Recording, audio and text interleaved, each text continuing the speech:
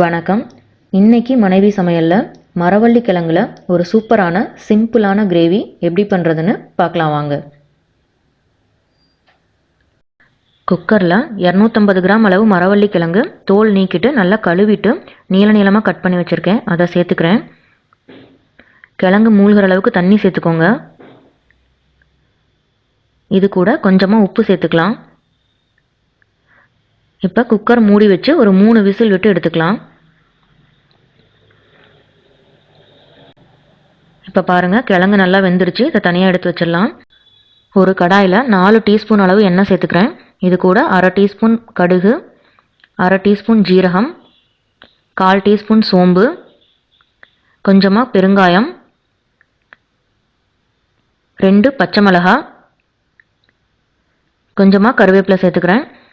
இது கூட 10லேருந்து 15 பல் பூண்டு சேர்த்துக்கலாம். இது சேர்த்துட்டு ஒரு 2-3 நிமிஷம் நல்லா வதக்கி விட்டுக்கோங்க. பூண்டு வதங்கினதும் ஒரு பெரிய வெங்காயம் பொடி பொடியாக கட் பண்ணது சேர்த்துக்கிறேன். வெங்காயம் சேர்த்துட்டு நல்லா வதக்கி விட்டுக்கோங்க. வெங்காயம் வதங்கினதும் 2 தக்காளி சேர்த்துக்கிறேன். தக்காளி வதங்குறதுக்கு தேவையான அளவு உப்பு சேர்த்து ஒரு 3-4 நிமிஷம் நல்லா வதக்கி விட்டுக்கலாம். தக்காளி நல்லா இந்த அளவுக்கு வதங்கினதும் 1/4 டீஸ்பூன் மஞ்சள் தூள், 1 டீஸ்பூன் கறி மசாலா பவுடர், அரை டீஸ்பூன் ஜீரகத்தூள், 3 டீஸ்பூன் அளவு கொத்தமல்லி தூள் சேர்த்துக்கிறேன்.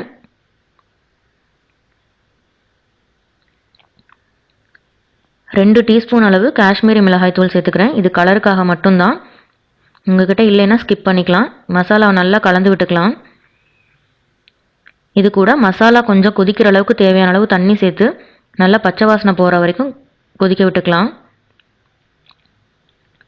இப்போ மசாலா நல்லா கொதிச்சிருச்சு. இது கூட வேக வச்சுருக்க கிழங்கு சேர்த்துக்கோங்க.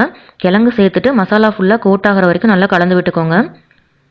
இது கூட மசாலா கிழங்கோட சேர்ந்து கொதிச்சு வர்ற அளவுக்கு தேவையான அளவு தண்ணி சேர்த்துக்கலாம். இது நல்லா கலந்து விட்டுக்கோங்க. கலந்து விட்டு ஒரு 5 நிமிஷம் நல்லா கொதிக்க விட்டுக்கலாம். இப்போ மசாலா எல்லாம் ஃபுல்லாக கொதிச்சிருச்சு. இது கூட ஒரு கைப்பிடி அளவு தேங்காய் பேஸ்ட்டாக அரைச்சி வச்சுருக்கேன். அதை சேர்த்துக்கலாம். இது கூட தேவையான அளவு தண்ணி சேர்த்துக்கோங்க. உங்களுக்கு கிரேவி எந்த அளவுக்கு வேணுமோ அதுக்கு தகுந்த மாதிரி சேர்த்துக்கோங்க. இதை நல்லா கலந்து விட்டுக்கலாம். இது கூட கிரேவிக்கு தேவையான அளவு உப்பு சேர்த்துக்கோங்க. ஏற்கனவே நம்ம கிழங்குல சேர்த்துருக்கோம், அதனால் பார்த்து சேர்த்துக்கோங்க. இது ஒரு 5 நிமிஷம் பச்சை வாசனை போகிற வரைக்கும் நல்லா கொதிக்க விட்டுக்கலாம். இப்போ கிரேவி நல்லா கொதிச்சிருச்சு. இது தோசை, சப்பாத்தி, சூடான சாதம் எல்லாத்துக்குமே சூப்பரான காம்பினேஷனாக இருக்கும். இது மேலே கொஞ்சமாக கொத்தமல்லி இலை தூவிக்கிறேன். சூப்பரான மரவள்ளி கிழங்கு கிரேவி தயாராகிடுச்சு. கண்டிப்பாக செஞ்சு பார்த்துட்டு எப்படி இருக்குன்னு கமெண்ட்ஸில் சொல்லுங்கள். தேங்க்யூ.